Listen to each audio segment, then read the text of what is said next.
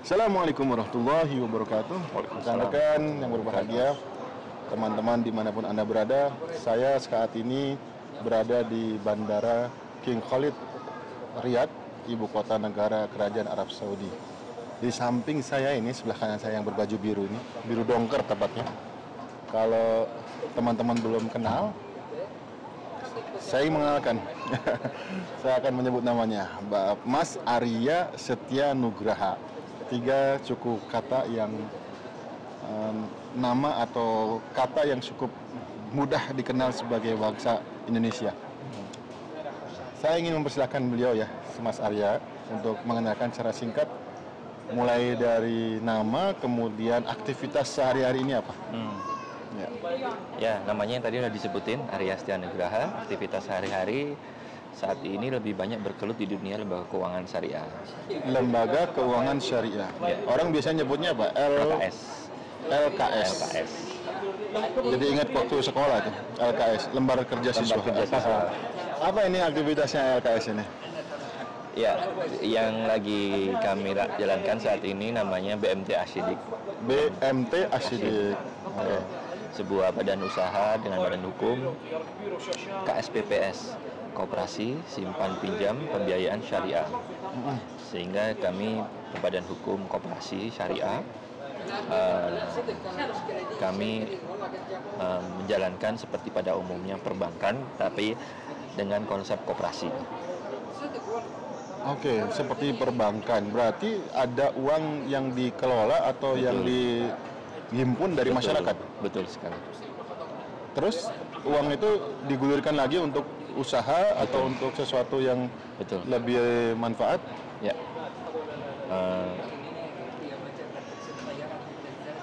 Produk kami, produk yang berupa simpanan dan produk yang berupa pembiayaan ataupun permodalan. Simpanan ini dilakukan oleh anggota. Kami nyebutnya anggota, jadi kalau bank namanya nasabah, kalau koperasi namanya anggota. Oh iya. Mungkin itu perbedaannya pertama di situ. Iya. Kalau anggota kami, jadi mereka harus jadi anggota dulu. Mereka bisa memiliki alternatif menabung uangnya tadi. Oh, ada nabung juga ya? Betul. Berbunga dong? Kami sangat menghindari adanya bunga. Jadi nggak ada ya? Jadi tidak ada bunga. Nah, ini perbedaan yang kedua yang saya tangkap sekarang. Ya, betul. Dari namanya koperasi, yang pertama koperasi dengan bank beda. Betul. Kedua, ada nasabah, ada anggota. Betul. Nah, yang ketiga, ada tabungan, tapi bedanya yang satu berbunga, yang ini enggak ya? Betul. Yang tidak ada BMT bunga sama sekali. Dan disesuaikan dengan hakikat akad. Bekerja sesuai dengan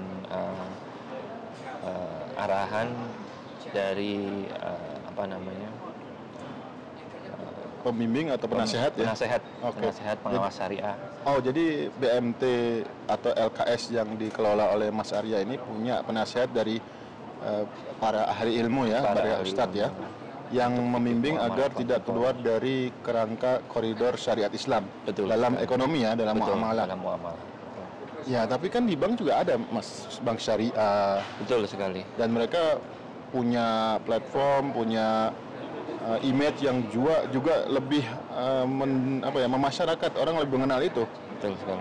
Kalau gitu ngapain kita menyimpan uang dan menjadi anggota di koperasi? Ya, Mas Arya ini, BMT Asyidik ini. Betul. Pilihannya adalah antara mereka bisa mempelajari dulu, ini kan alternatif, satu opsi untuk menyimpan ya. Sebagaimana transaksi syariah yang teman-teman ataupun masyarakat udah tahu, di kami pilihannya kalau di BMT Asyidik, lembaga keuangan syariah yang kami kelola ini, kami memberikan opsi akad yang sesuai dengan hakikat dana itu diletakkan dengan sesuai syariat. Kemudian bagaimana dana itu disalurkan dengan sesuai syariat, insya Allah.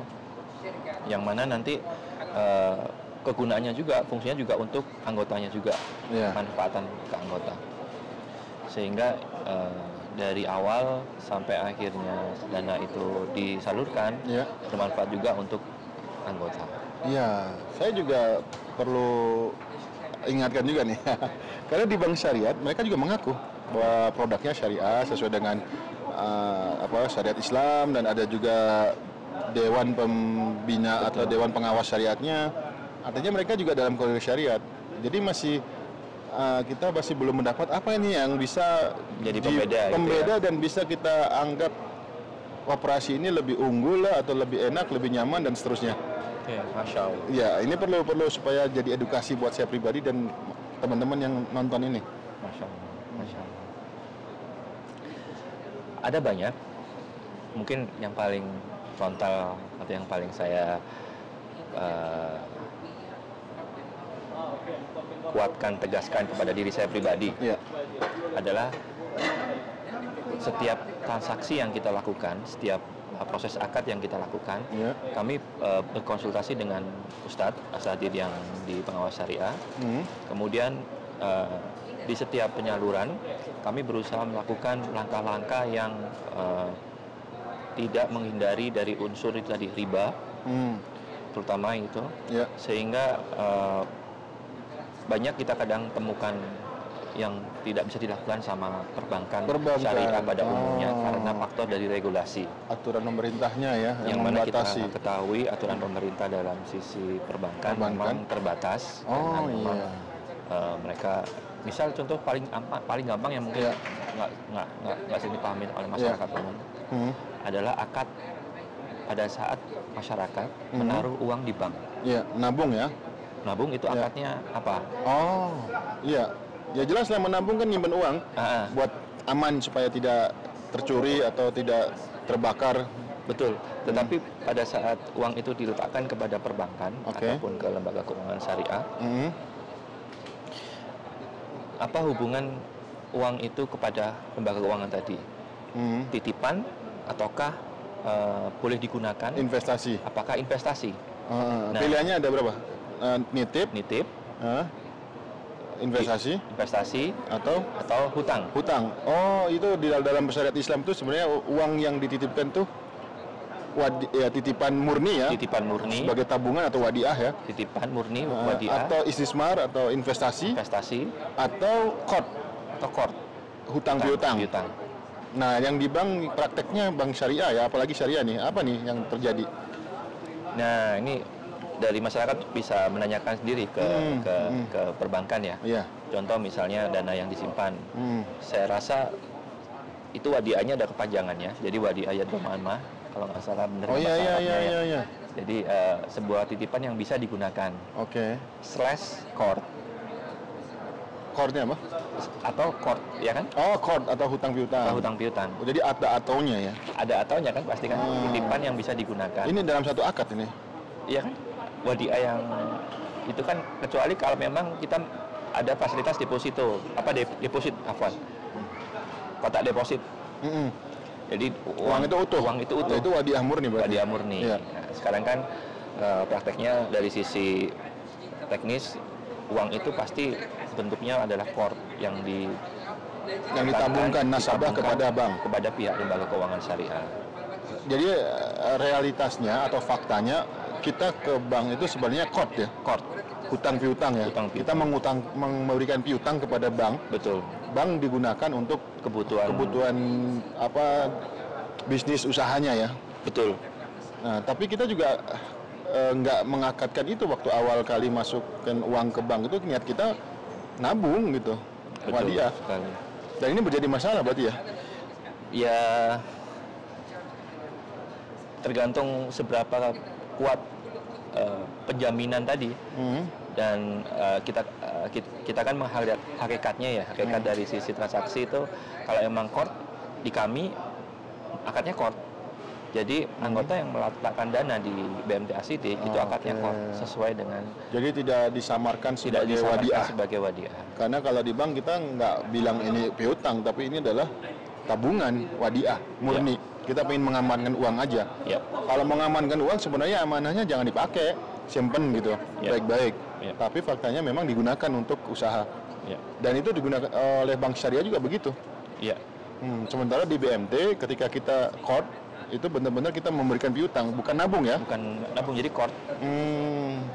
Berarti produknya qard ya yang pertama ya? Betul. Ada nggak wadiah? Wadiah kita belum ada. Ada, karena memang belum siap dengan infrastrukturnya ya? Betul. Untuk Wadia ini perlu kotak deposit, tempat yang aman, Betul. dan sebagainya. Jadi ini yang membedakan nih, yang paling utama. Jadi antara nabung dengan KOD. Oke, tadi udah dijelaskan. Jadi mudah-mudahan bisa dipahami nih. Bagi saya insya Allah mengerti nih. Nah kemudian produk lainnya apa selain KOD yang ditawarkan oleh BMT Ashidik ini? Ya. Sisi tadi KOD ini tidak menguntungkan dari sisi manapun. Oh iya dari iya. anggota. Benar. Apa keuntungan? Menghutangin sebuah lembaga keuangan gitu kan. KOD ini kan kalau dalam muamalah dalam Islam itu termasuk muamalah sosial. Betul. Yang bukan untuk mencari untung. Betul. Nah lantas untuk apa kita piutangin BMT Ashidik, lembaga keuangan syariah ini? Betul. Ya memang kami memutuskan saat ini akad KOD untuk yang simpanan ya. Itu karena memang ideal di kami saat ini adalah seperti itu, karena melihat dari sisi kebutuhan masyarakat pada saat menyimpan pasti akan butuh untuk ditarik kembali suatu saat. Yeah. Dan hakikat untuk pengambilan satu saat itu kami bisa mengembalikan sesuai dengan dana yang diminta, berarti itu KOD tidak ada penambahan, tidak ada pengurangan. Adapun kalau misalnya itu wadiah, kami memang belum siap untuk memberikan. Tapi ketika uang itu kita berikan sebagai KOD atau piutang kepada lembaga keuangan syariah BMT Ashidik, uang itu digunakan oleh Ashidik ya, oleh BMT Ashidik digunakan.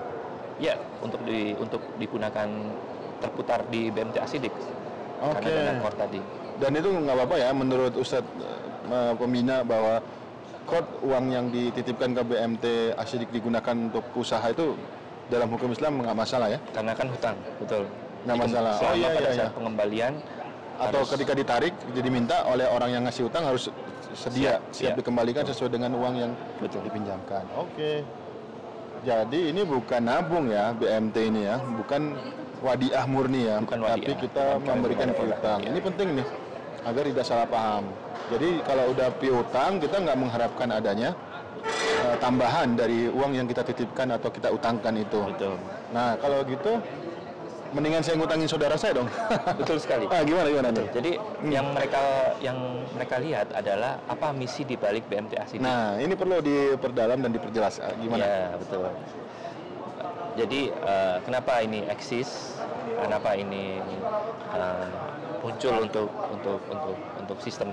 Kami menyiapkan sistem di mana sebuah pelayanan untuk pembiayaan, sebuah pelayanan untuk pengembangan sebuah usaha. Bisa sesuai dengan syariat, bisa ada pun anggota yang membutuhkan kredit juga bisa melakukan suatu kredit yang bisa sesuai dengan syariat. Sistem ini yang kita siapkan, sehingga dengan mereka bergabung dengan BMT Ashidik memberikan tadi KOD kepada BMT Ashidik berupa simpanan pokok tadi, akadnya KOD, yang mana hakikatnya seperti pada nabung pada umumnya sebenarnya adalah KOD. Di balik itu semua, kami akhirnya bisa membuat sebuah fasilitas sistem yang bisa memberikan fasilitas permodalan usaha kepada anggota juga, kredit juga untuk anggota juga yang bisa sesuai syariat. Sekarang kita lihat di masyarakat saat ini banyaknya usaha yang membutuhkan permodalan, pembiayaan, banyaknya seseorang yang membutuhkan pembelian secara tempo. Tetapi tidak ada sebuah lembaga keuangan yang memberi modal dengan. Oke, saya tangkap nih. Jadi artinya orang yang menjadi anggota BMT Ashidik atau lembaga keuangan syariah BMT Baitul Mal wa Tanwil itu memberikan piutang kepada lembaga keuangan ini, dan utang atau uang yang dipiutangkan itu bisa dikelola untuk kemaslahatan umat juga. Ya, diantaranya dengan memberikan modal usaha kepada masyarakat yang membutuhkan. Nah, kemudian kalau begitu uang saya kepake, nanti ada jaminan nggak uang saya yang aman tahu-tahu hilang dan tanggung jawabnya BMT gimana? Ya, betul. Secara teknis sih kami hanya menyediakan pencatatan dari sistem aplikasi ataupun sistem dari BMT Ashidik. Bahwa tercatat Anda memiliki piutang ataupun uang simpanan kita sebutnya simpanan pokok ya. Simpanan pokok. Operasi soalnya ya. Karena simpanan pokok ini dilakukan hanya sekali, dan apabila mau melakukan keluar keanggotaan bisa diambil kapan saja ya, kapanpun. Simpanan pokok. Kami tidak ada masing-masing ke masing-masing anggota jaminan tadi hanya berdasarkan sistem tadi yang kami lakukan untuk pencatatan. Seperti halnya yang dilakukan sama masyarakat kepada bank. Bank kan sebenarnya memberikan jaminan bahwa uangnya kembali. Apakah kita meletakkan uang di bank, kita minta jaminan dari perbankan kan juga tidak. Oh iya ya, kenapa ke bank nggak minta, tapi kalau giliran ini diminta ya? Kenapa langsung, ini ada jaminan nih gitu. Iya benar-benar. Padahal kita ke bank itu juga ngasih ngutang ya. Betul, satu. Kedua mereka juga mutarinnya juga ke bisnis yang nggak jelas juga. Nggak jelas juga. Bahkan cenderung kalau kita tahu ya sudah maklum lah, bisa jadi tidak sesuai dengan syariat itu terjadi. Sementara kalau kita ngutangin, sebenarnya kita ngutangin ke bank juga. Nah kita ngutangin ke BMT ini akan dikelola uang itu dengan sesuai dengan syariat. Itu satu hal yang nilai positif yang mungkin tidak ada itu di bank seperti itu. Oke, kalau gitu, apakah hanya itu yang dilakukan Court aja? Ada lagi nggak yang kira-kira buat anggota koperasi atau anggota BMT ini yang bisa menjadi ada timbal balik yang menguntungkan? Baik. Setelah tadi simpangan pokok di awal dengan akad Court selesai. Ya. Sebesar apa itu? Maaf, 500.000 ya? 500.000. Itu wajibnya seumur hidup. Wajibnya seumur hidup. Ya. Setelah itu, kami ada produk lain yang itu namanya produk tabungan mudharabah mutlaqah. Mereka harus aktif juga, artinya harus dalam artian tidak diwajibkan, tergantung dari kebutuhannya dia bisa ikut apa tidak. Tabungan mudharabah mutlaqah ini adalah sebuah tabungan yang itu nanti disalurkan untuk investasi, bisa berkembang, tapi juga pasti bisa berkurang. Nah, untuk tabungan mudharabah mutlaqah ini, sektor penyalurannya ditentukan oleh BMT ACD. Penyaluran untuk dikembangkan ke usaha? Ke usaha. Namanya mudharabah mutlaqah. Jadi kalau dari arti kata, mudharabah ini apa? Bagi hasil ya? Bagi hasil, betul. Mutlaqah umum, bebas atau umum tidak terikat. Jadi bagi hasil yang dialokasikan tidak ada ikatan mau usaha apa saja ya. Yang penting dalam koridor syariah. Betul. Ya, lanjut Pak. Salah satu produknya itu. Kedua, tabungan mudharabah muqayyad yang nanti bagi hasil juga, tetapi tertentu proyek. Oh, ada proyek yang sudah direncanakan, ya sudah ditawarkan oleh BMT gitu ya. Betul. Nah, sebentar Mas. Ya. Kalau yang mutlaqah ini proyeknya apa aja kira-kira yang biasa disalurkan dananya ini?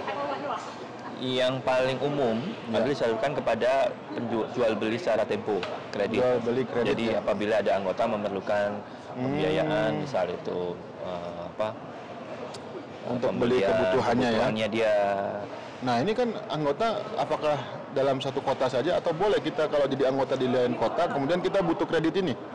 Bisa sesuai dengan nanti memungkinkan apabila nanti ternyata tenaga kita siap di sana, wakil kita juga udah siap di sana, insya Allah bisa. Nanti kita lihat dulu prosedurnya.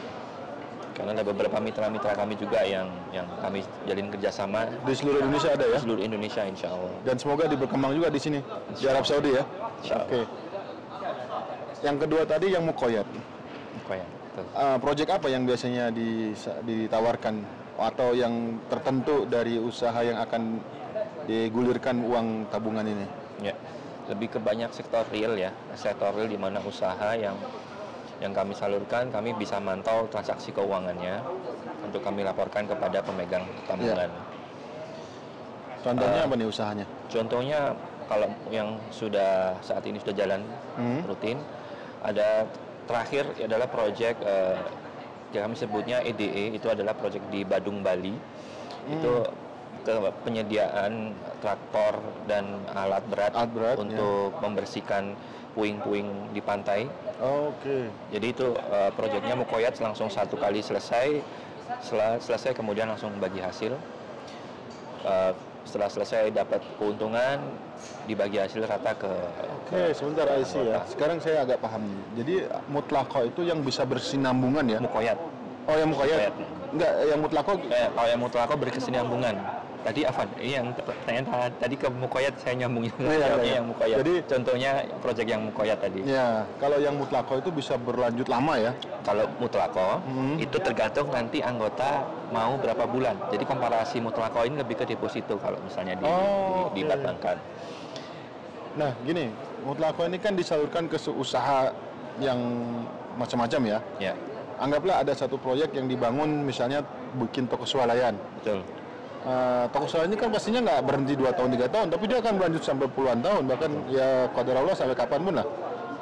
Nah, itu selama toko itu mau dibuka, ada transaksi jual beli, ada keuntungan yang didapat ataupun juga kerugian juga, si penabung yang ikut dalam program ini akan terus serta dalam memiliki saham berarti ya di situ. Betul. Jadi gini, pada saat kita bilang mutlako ini kita injekkan ke dalam satu proyek swalayan, katakanlah.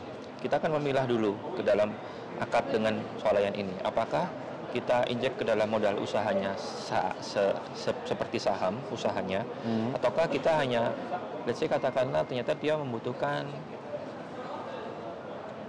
freezer.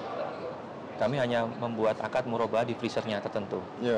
Nah, kalau seperti itu, maka mutlako tadi yang kita salurkan kepada swalayan itu, tapi untuk kebutuhan dia pembelian tempo mesin freezer. Sehingga anggota tadi apabila sudah mau selesai masa temponya mendapatkan bagi hasil sesuai dengan pembayaran tempo mesin freezer tadi. Tetapi apabila kita masukkan ke dalam saham, maka anggota tadi apabila dia mau, kan ada jangka waktunya nih mudharabahnya dia, misalnya 6 bulan, kita akan lihat di 6 bulan ini swalayan A ini kita let's say katakan 6 bulannya masuk ke dalam saham ya. 6 bulan ini sahamnya yang dimasukkan ke mutlako ini dan kita salurkan ke dalam swalayan ini nilainya berapa saat itu setelah 6 bulan atau setelah 12 bulan tergantung perjanjian kita dengan pihak pengelola. Ending point untuk cash flow-nya seperti apa. Apabila nilai yang kita masukkan tadi asetnya bertambah, maka ada dividen di situ, ada bagi hasil di situ. Pertanyaannya, saya mau ngambil dividen, misalnya ada untungan ya, tapi saya juga mau ngambil pokok saya. Oh iya. Nah, dia mau narik modalnya. Nah, kalau nggak narik modal bisa terus ikut di situ. Bisa, nanti dan akan dapat ada akad berlanjut. Dan dividennya dapat terus. Betul. Gitu. Oke. Ya itu sama dengan kita nyimpan modal gitu ya, nyimpan saham gitu ya. Betul sekali. Jadi 2M ini kalau yang mutlaqoh, jadi kita bisa ikut berpartisipasi dalam suatu proyek yang berkesinambungan dalam bentuk saham kita dalam usaha tersebut ya. Tergantung nanti pada saat BMTA Sidik ikutan dan proyek mana. Di proyek mana. Nah, misalnya kalau proyeknya hanya temporal ya selesai gitu ya. Tapi kalau dia berkelanjutan lama panjang, jadi orang yang ikut program tabungan 2M ini akan terus dapat juga keuntungan ataupun juga rugi ya. Rugi. Iya, karena kita harus paham di syariat itu muamalah kita dalam syariat tidak bisa kita hanya berharap untung, karena sama-sama untung ya sama-sama rugi Pak ya. Oke. Poin ini yang sangat penting Pak. Karena ini yang mungkin masyarakat bisa tahu untuk dibandingkan kepada lembaga keuangan syariah yang lainnya tadi. Apakah mereka juga menawarkan kerugian? Ini. Karena di kami menawarkan kerugian kalau untuk tabungan investasi. Tapi jarang loh ada yang mau kalau ada yang ditawarin kerugian. Ya. Karena kurang paham juga. Betul. Karena memang yang kami tawarkan adalah suatu sistem yang sesuai dengan syariat dan itu memang pahit. Kalau udah sesuai syariat, misalnya dalam konteks kita harus patuh terhadap aturan agama, memang lebih banyak tidak hal yang sesuai dengan fitrah kita. Fitrah kita memang suka riba. Suka lebih ya. Suka lebih. Kalau keuntungan pengennya lebih gitu ya. Siapa yang mau subuh bangun-bangun suruh sholat gitu kan, panas-panas Ramadan puasa gitu kan, sama kayak ini kita nggak boleh riba gitu kan, harusnya emang nggak menyenangkan. Tetapi dari sisi mengenai tadi, dari sisi lembaga keuangan, kalau memang kita harus syariat, ya memang nggak menyenangkan. Baik, tadi produknya Cloud sebagai simpanan wajib di koperasi, kemudian ada 2M tabungan itu mutlaqoh muqayyad, mudharabah muqayyad dan mudharabah mutlaqoh. Nah, produk ini apakah bisa menarik anggota untuk ikut serta dalam produk Cloud atau sebagai simpanan pinjam sebagai anggota, atau ini karena yang ditawarkan ternyata kerugian. Betul. Jadi apa nilai plusnya itu apa ya kalau begitu ikut di sini? Betul. Makanya ada kalimat awalan memang sebenarnya atau ada memang diperuntukkan kepada mereka-mereka yang beriman. Masya Allah. Mereka-mereka yang memang yakin akan adanya hari akhirat. Sehingga dan di dunia, saat ini kita di dunia, kita punya sebuah kewajiban untuk bisa mengembangkan harta, karena kita harus, laki-laki harus misalnya menafkahi. Ini harta ini nggak bisa dihentikan di satu titik gitu, harus disalurkan. Nah, penyaluran ke sistem mana yang sesuai syariat, itu kan pertanyaannya di situ. Nah, kami nyiapin sistemnya untuk bisa berjalan sistem sesuai syariat untuk penyaluran pengembangan modal. Sehingga keuntungannya apa? Apabila memang qadarullah untung, ya untung dua belah pihak. Apabila qadarullah rugi, ya ini sesuai dengan aturan yang disyariatkan. Kita tinggal melakukan satu hal ibadah hati, yaitu ridho terhadap keputusan. Ada nilai plus juga. Tapi pada konteksnya sebenarnya ini memang diperuntukkan bagi mereka yang beriman, kepada yang memang sudah beriman, kemudian dia meyakini akan adanya hari pembalasan. Setelah itu, ini saya punya harta, ini harus disimpan atau harus disalurkan untuk kemaslahatan, untuk akhirat saya misalnya. Ya pilihlah sesuatu yang memang sistemnya memang arah ke situ juga, gitu kan. Ya jangan sampai akhirnya kita bilang terus nggak ada, ini mana semua kalau udah hubungannya sama ekonomi pasti hubungannya dengan riba, gitu kan. Ini kan yang ada di masyarakat kita kan kayak gitu. Pada umumnya berpikiran begitu. Dan pastinya mereka berpikiran bahwa yang ya namanya bisnis ya, ini ada hubungan muamalah ekonomi keuangan, pastinya mereka jarang ya bagi sebagian besar umat manusia lah, nggak umat muslim lah, itu berpikiran untuk orientednya ke akhirat, tapi lebih orientasinya ini kan bahas dunia gitu kan, bahas akhirat. Karena pada saat kita bahas dunia yang mau kita bahas ini, Allah ngasih aturan jangan masuk ke riba, gitu kan. Iya benar. Nah, pada saat jangan masuk ke riba ini pahit. Itu tadi, kalau akad berarti ngutangin, nggak boleh dapat keuntungan.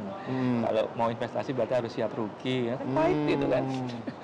Artinya BMT atau Lembaga Keuangan Syariah, tepatnya BMT Asyidik ini menawarkan muamalah ya, atau apa muamalah bahasa Indonesianya, transaksi dalam keuangan. Tapi betul. Pertama dalam bingkai syariat, yang kedua dipahami juga bahwa ketika muamalah ini kita terapkan sesuai dengan syariat, hal-hal yang pahit tadi itu harus juga siap, karena yang terakhir ini yang penting konsekuensinya adalah bukan untuk dunia oriented tapi ke akhirat.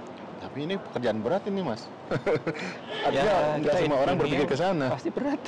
Iya, artinya orang nggak berpikir ke sana. Ini perlu ada motivasi atau ada penarik bagi mereka yang sebenarnya belum paham supaya juga memahami, dan bahkan orang yang mungkin udah antipati, jangan-jangan ini hanya sekedar jargon atau omong-omongan yang hanya ingin mengumpulkan uang demi satu kepentingan tertentu, satu kelompok tertentu. Iya, mungkin BMT-nya aja pengen cari uang untuk kepentingan pengurusnya atau segelintir orang di dalamnya. Gimana menjawab ini? Ya, niat hati masing-masing memang susah untuk ditebak ya. Maksudnya kan ini kalau itu membahas niatnya, hatinya itu wah susah. Itu nggak akan bisa kita jawab.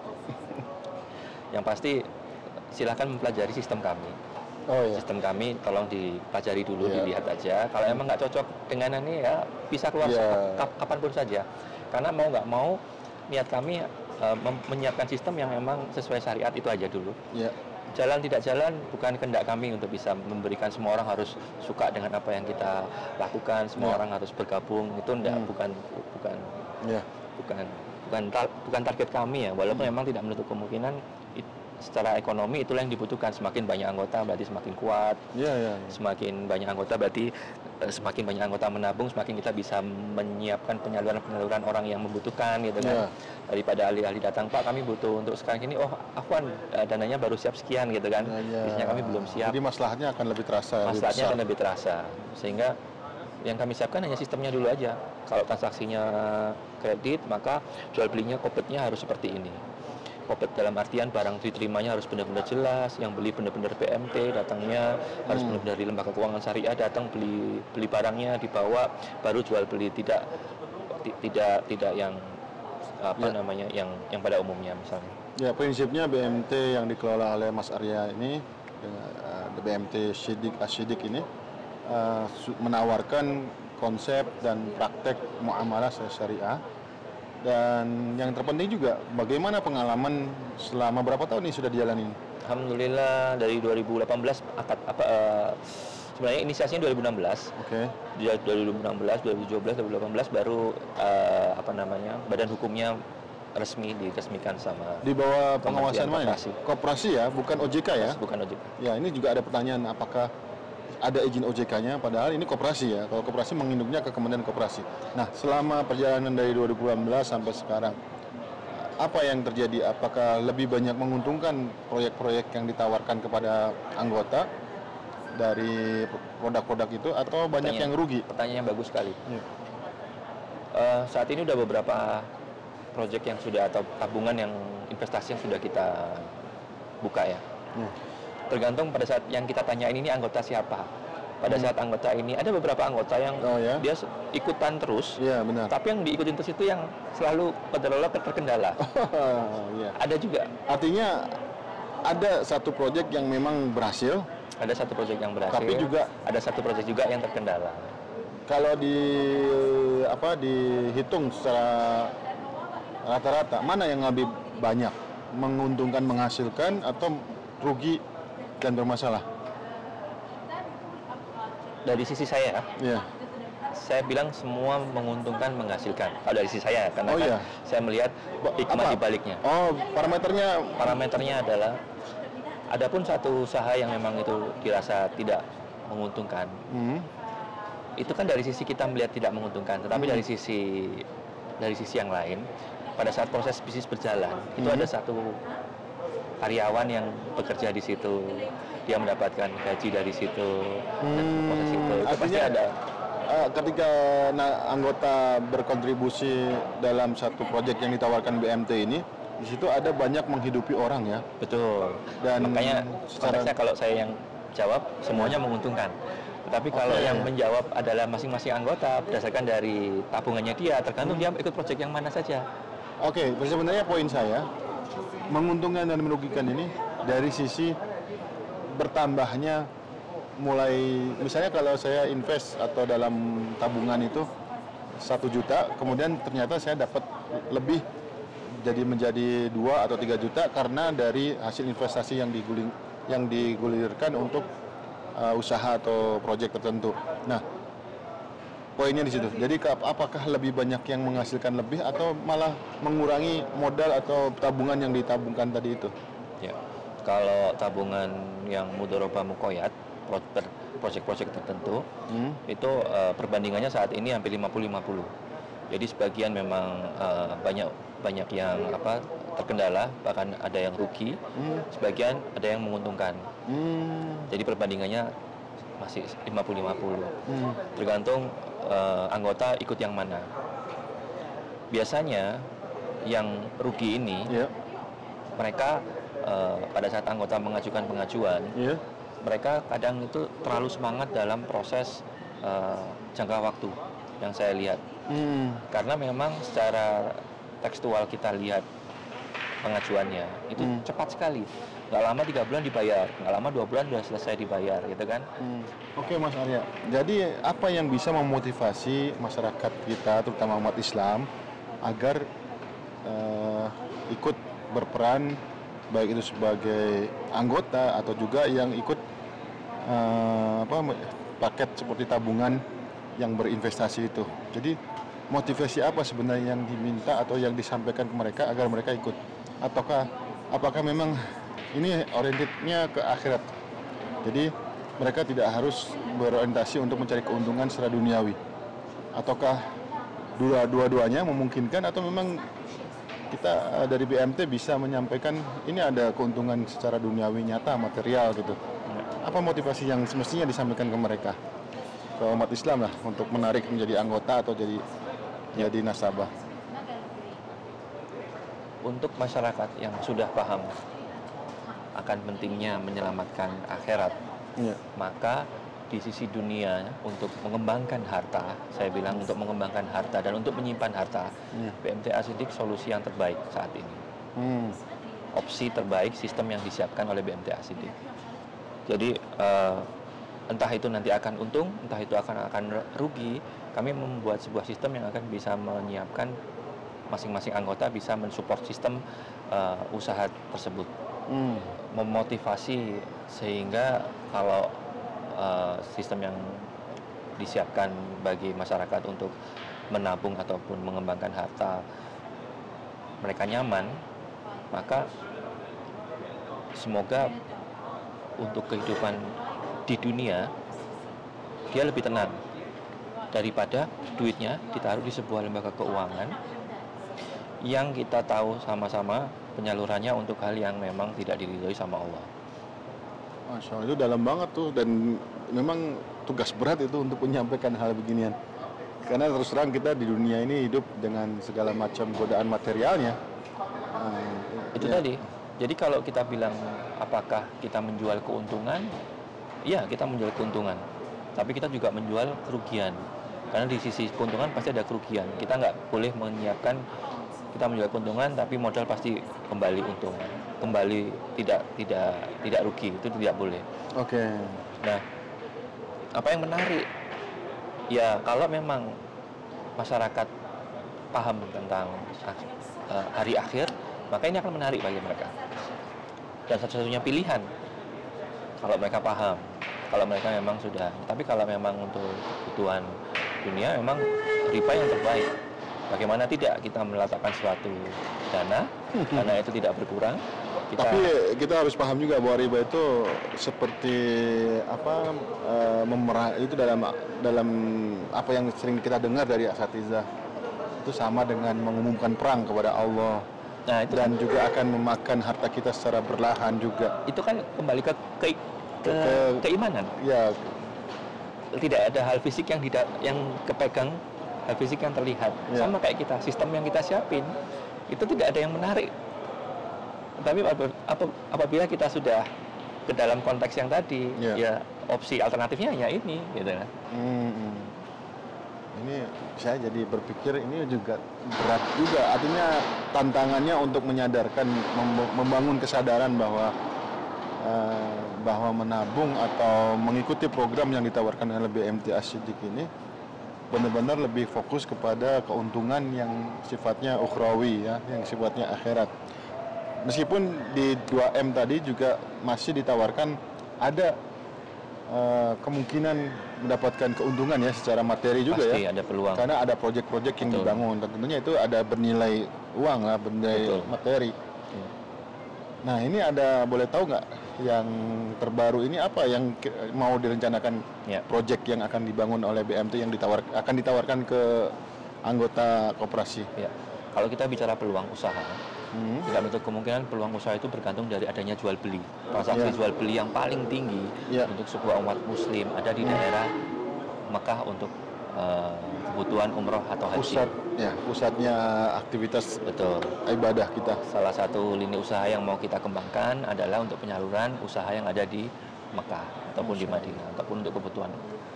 Jadi ini ada rencana ya untuk bikin proyek dan itu akan ditawarkan ya ke anggota ya. Pasti ini proyek yang besar ini, nggak kecil ini. Semoga Allah mudahkan, semoga Allah berkahi sehingga besar tidaknya tergantung. Ya, dan kira-kira apa nih ya, dalam bidang apa? Kuliner kah? Makanan kah? Di dalam ekosistem apa ini kita bilang umroh ataupun haji gitu ya. Penginapan makanan laundry pun apa istilahnya, land arrangement pun dan turunannya belum lagi, gitu kan. Kita tinggal pilih mau memulai starting point yang mana dulu. Kayaknya yang paling masuk akal dulu di restoran dulu makanan. Jadi tinggal tunggu tanggal mainnya aja. Mungkin bergabung aja dulu jadi anggota BMTA Sidik. Kalau memang dirasa nggak cocok silakan keluar kok. Maksudnya tidak ada denda penalti, tidak ada apa-apa karena kan akadnya simal pokok hanya hutang tadi kan. Iya. Kalau ternyata ada chance kita akhirnya sudah siap, mereka harus mempelajari secara detail dokumen bisnis yang kita terbitkan. Prospektus kita bilangnya mungkin, atau dokumen bisnis. Resiko apa yang harus dihadapin, yaitu kalau dari sisi uang ya uangnya itu akan berkurang atau bahkan hilang sama sekali. Tapi ada peluang bahwa akan ada sebuah usaha yang dibangun oleh dia sendiri, oleh dana yang dia ikutkan. Di mana? Di tempat yang memang Insya Allah penuh barokah. Dan memang secara kasat mata dari hitung-hitungan ekonomi pun masuk. Iya. Siapa yang nggak bisa menghitung jumlah jutaan orang datang ke Mekah dan Madinah, tapi tidak ada nilai ekonominya. Mustahil orang mengatakan itu tidak ada usaha yang bisa dikelola di situ. Pasti ada. Baik Mas Arya, ini saya ingin memperpanjang lagi obrolan-obrolan kita. Dan masih banyak sebenarnya pertanyaan untuk lebih menjelaskan ya, menginformasikan, plus juga mengedukasi bagi saya pribadi dan juga teman-teman nanti kalau kita share di YouTube. Tapi ini baterai sudah kelihatan merah itu. Jadi nggak bisa diperpanjang, nanti akan kita susul di obrolan-obrolan dan yang lainnya ya, kita ngobrol-ngobrol lagi nanti. Sementara kita cukup sekian, terima kasih kepada Mas Arya. Terima kasih sudah menyempatkan waktunya sambil nunggu pesawat terbang ini. Dan kita juga akan sholat maghrib sebentar lagi. Nanti akan kita, kalau baterainya sudah dicas, mungkin bisa lagi judul yang lain nanti akan saya perdalam lagi. Jazakallah khair Mas Arya. Assalamualaikum warahmatullahi wabarakatuh. Assalamualaikum warahmatullahi wabarakatuh.